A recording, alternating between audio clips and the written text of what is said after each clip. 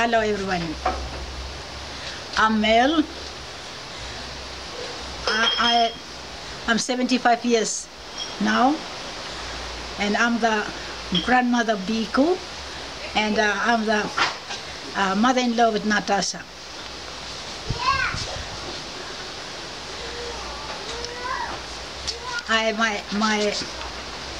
My schooling, I school in a Methodist mission school here in my home village, and I finished from school in '57.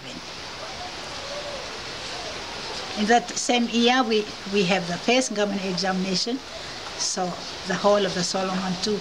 So we sit this examination and we pass, and me and one girl that been selected for scholarship in 1959 to New Zealand, but this was not happened to me. Francis arrived back from New Zealand in end of '57, and his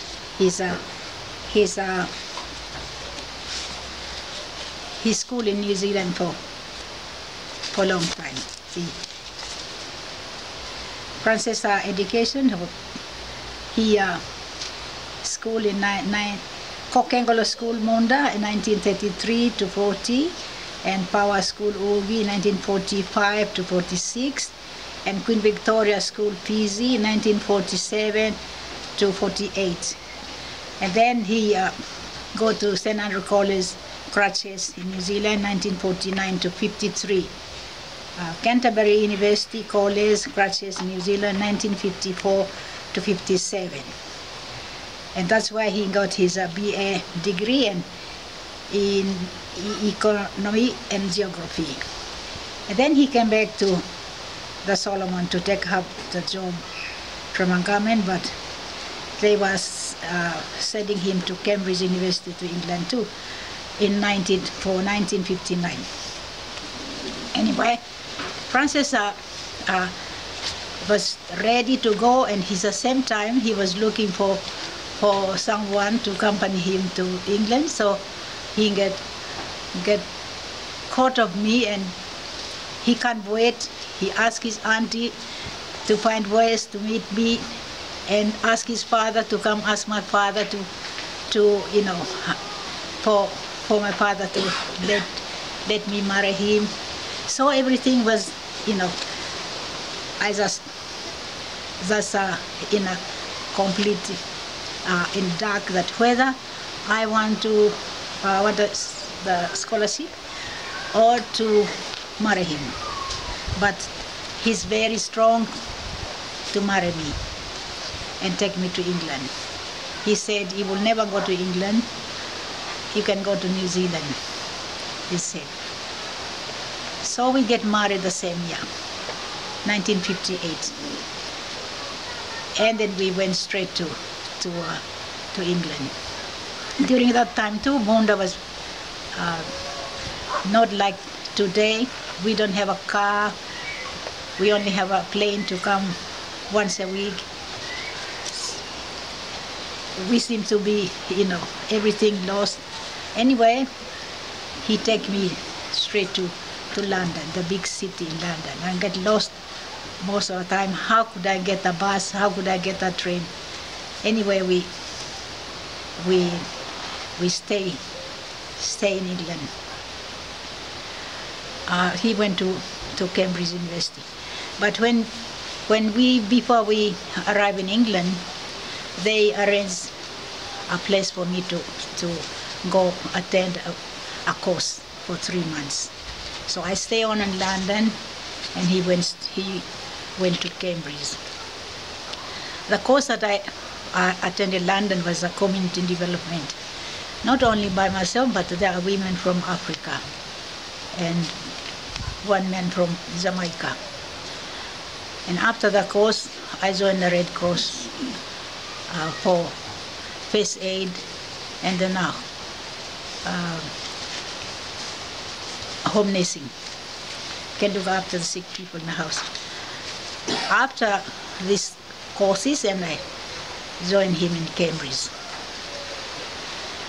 And we stay in Cambridge. He attended attached to St. John's College in Cambridge. Cambridge is a beautiful place. And then at the same time, I expect our first baby. And then when we get to England, there are family in England too that been working here in the Solomons. They are doctor. They are missionary doctor before the World War II. And then after the war, they came back and worked for government too. And when they finish from government, they go straight to England, and they stay. So when we get to England, they inform them that we are there. So they come and look for us, and they take us to their home in Sidcup, in Kent. And we start to know them, start to go to them. And when he knows that we have a baby, he arranged the doctor and the hospital for us to stay on in England and have the baby there. He wrote the government to ask them that he would look after us with all his own expenses. So they've been very, very kind. So we stay on, and we have the first baby born there. And she's a first on Ireland too, to born in England. Rosalind, our first girl. Then we came back. We go straight to Malaita and work there. Okay, can I go? Okay, we went from England and we came back with Rosalind, 1 month old. And we went to Malaita. He was posted as a district officer in North Malaita. Malaita is the biggest island in the Solomon, and half of the population is from Malaita. And that's where we spent our 2 years there. And then we came back to Honiara and worked there, and then finally from working in Malaita, and then we come to Honiara. And then he works posted for Eastern District Kirkira, and that's where the Queen first visit to the Solomon when we were at Kirkira. The place at Kirkira was it's not a no wharf, then rough sea, and not a good landing place. So they decided to choose a harbour and Makira that no anybody stays there. They only clear the place, build a house to wait for the Queen. And it was a beautiful harbour in Makira too. So that's the biggest part of the Solomon, including Temotu province too. From Tikopia, people come whole in the Eastern District too to come meet the Queen. So a lot of people stay in this place. Thus make clean up and make everything ready for the Queen. He arrived. The ship arrived out in the open sea, and the sea come in a small boat too to come down to the wall. And we meet. It was an exciting time too. We all so happy, looking forward to meet the Queen, Prince Philip, Princess Anne, Mark Philip, and Lord Mountbatten. It's a whole group, a Queen that takes a family to the Solomon.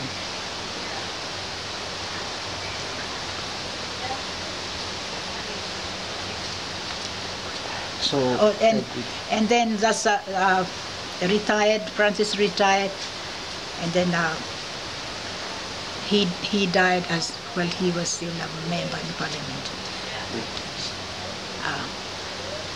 So I take him, come back to Munda, bury him. I stay after 3 years, and I build the house.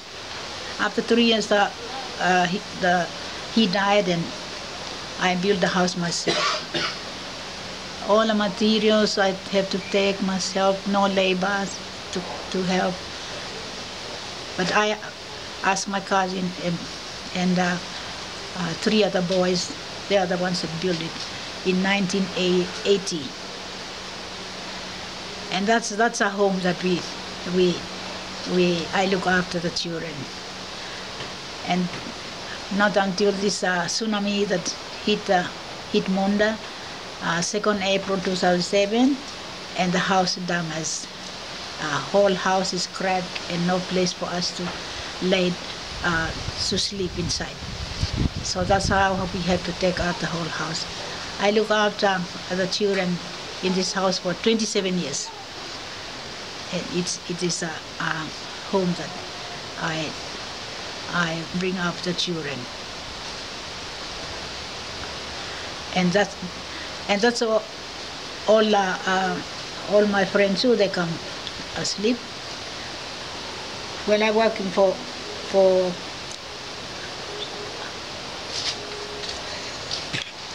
my first official work is that I first work for social welfare as a women's interest assistant. I look after all the former women's clubs, and that's a work that I first do in my paid job. And then husband died, and I came down to Munda, but they asked me if I can work for the YWCA here to look after the girls that drop out from school. And so that's how I work for YWCA, run this YWCA. And I work with Diana and Julie Ingalls. So this is a house that they usually come sleep.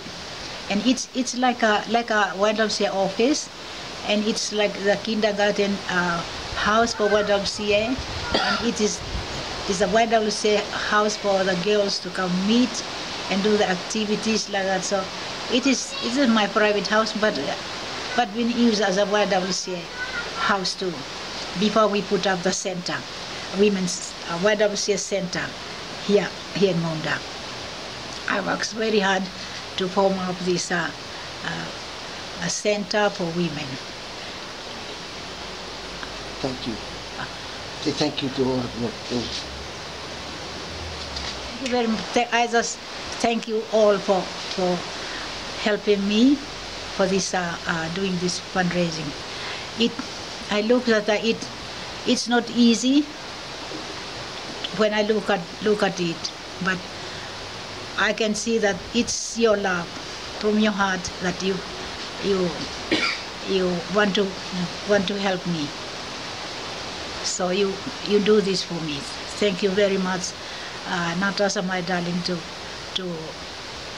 organize this fundraising to help build the house. Thank you very much. Last but not least, I wish to thank the Venick family. I wish to thank the late Colleen, that she's been very, very kind to me and Haiti, and making us as part of the Venick family. And meet so many of your friends too, and it's part of your family, and now all of them too, they're part of my family here too at Munda. So thank you, Jorgen, and I thank you, Catherine, that you take. I also part of Germany, as Biku's part of German too. So the relationships continue. Thank you very much for all your help. Thank you.